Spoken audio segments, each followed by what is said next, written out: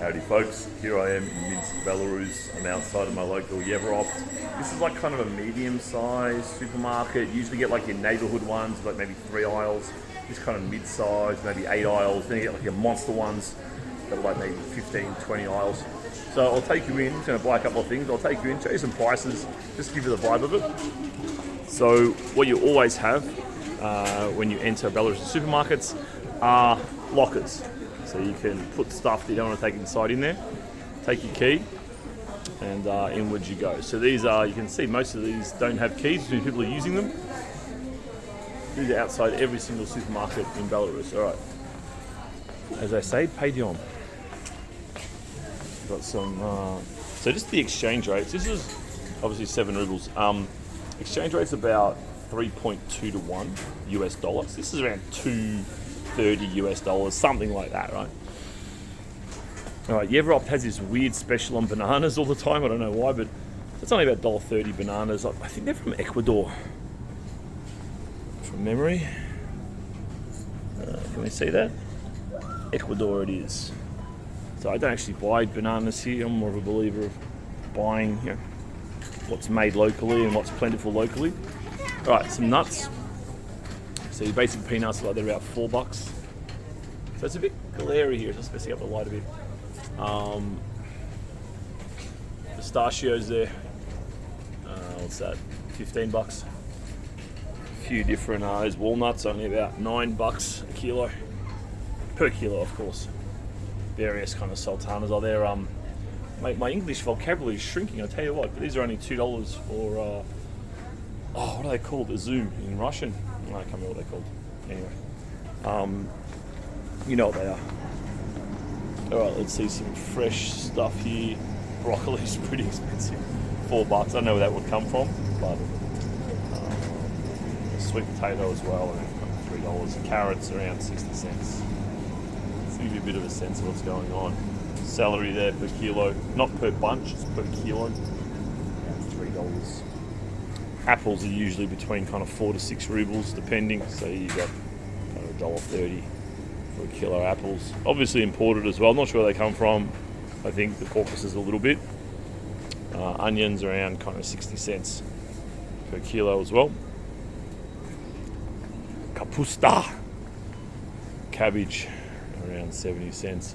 Cucumbers are in season, baby. They're less than $1 a kilo, and we get this other variant. I've never seen these before coming to Belarus. So this is kind of your normal cucumber, and these kind of smaller ones with the rough things here. A few kopek more expensive. Just check that camera, make sure it's nice and clean. All right, good. Milk. You can see lots of different variants, variations.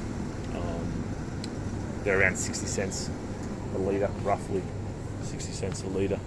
And some other common dishes, definitely tvarog, which is cottage cheese.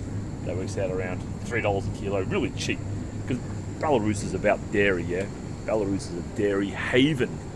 So a lot of dairy here, smetana, sour cream as well. Super popular. And they have them in these bags. It's not even like a container, it's a bag here. Just kind of cut it and drip it out. 27% fat. You got 10% fat, 15%, 20% if you're thinking about your waistline. Pretty funny.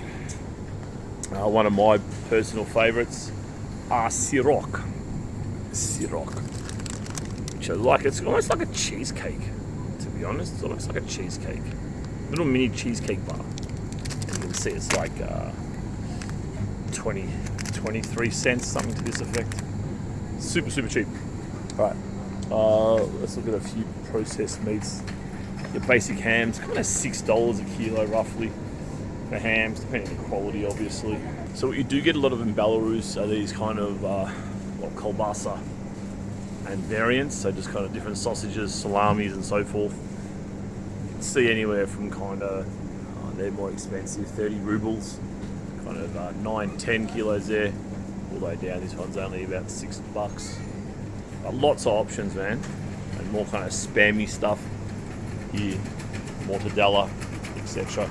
Some of this gets really cheap like that, $1.70 or something. a bit rough and ready, but there's kind of some of the nicer meats there. We have quite a bit of pasta. It tends to be around $2.50 a kilo. So kind of got there, $8.60 per kilo price, 13, etc. So not super cheap.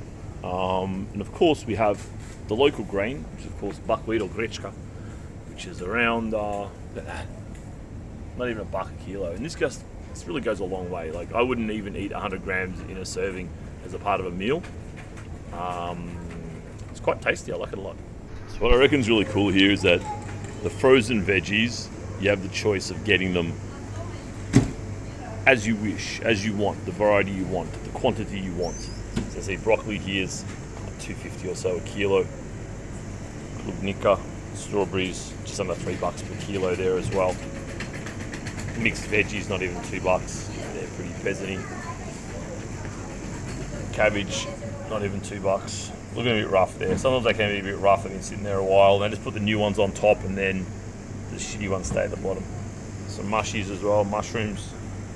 Wow, not even 5 rubles per kilogram there. And you can even do this with, it's obviously some chicken fillet there, but also pelmeni, same thing. Pelmeni variants, as cheap as 4 rubles. I'm not sure something going on with this one. That's not usually this price. There's obviously a really low quality inside, cheap inside. This would be more kind of typical, just under $3. This one up here again, around $2.50 or so. Then we've got all our favourite brands of pelmeni in here. I quite like this one, quite vkusna. Generally around kind of 10 rubles a kilo, so you're about $3, a bit more than $3, and a few pelmeni go a long way, to be fair. A few more variants there. There's also the sweet ones as well. I haven't eaten those for a while, but there's a sweet option somewhere with like cherries and stuff inside, but these ones are quite nice. Caesars.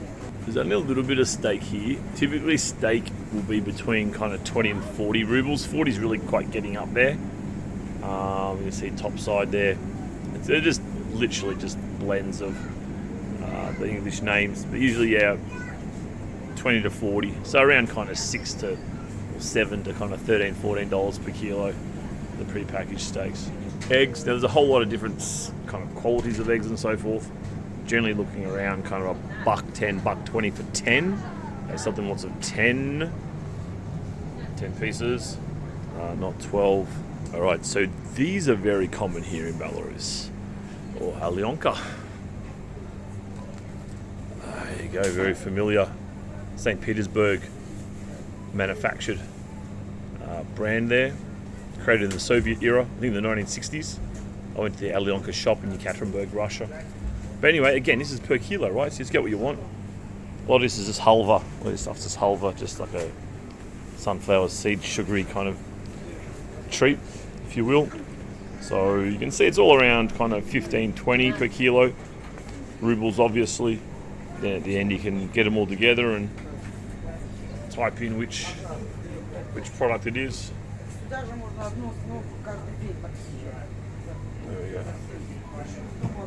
You can hear that couple, if I'll translate for you, she said, we come here every day, something. So black bread, if you're not on the black bread train, I suggest you get on it. Buy yourself a ticket. Even this stuff's pretty bloody good. I'm kind of on a bit of a diet at the moment, so I'm trying to cut out the carbs. This is so delicious. It's such a rich flavour. And black bread in the West is fairly rare, but here it's super common. It's a really normal thing. And often people just put a slice with their lunch or slice with their dinner. You know, a bit of soup and some draniki and a slice there. Very common. Again, dirt cheap. I mean, that's not even, it's like 40 cents. It's not a full loaf, it's 350 grams, but nonetheless, that way I guess it stays fresh. Belarus is also very famous for cakes. Let's go in there and give you some detail on the cake here. Full-size cake. Tort is kind of the generic word here for cakes. Yeah, so kind of 15, we're looking at, 15, 20, some premium ones here for 20, lots of nuts and caramel on top there. It's 20, so for 800 grams, 20, so for the full kilo, around maybe 758 rubles. All right, Now we've got the alcohol section. Now, yeah, it's a pretty big section to be fair. So look at this budget stuff. This is beer. They sell it 1.9 litre beer. 1.9 litre beer. So that's around, I'll say, about 150. Something like this. Oh, look at this bastard. Gold Mine beer. Fuck, should be rough as guts, I'll tell you what. 4.5% there. $1.50. Look at that. Let's say almost 6 stubbies in one go. And obviously they sell a few because they've got them lined up here. You got your more chilled, lots of hipster. You can see here, hipster cherry beer. For almost $1. Lots of Coke and Coca-Cola. This is always interesting because it's like the Big Mac index, you know, you can compare like for like. So you got Coca-Cola Head, Bez Sahara without sugar. They were 60, 70 cents. Bit bigger one here, looks like 1 litre for 90 cents or so. The whole usual global brands.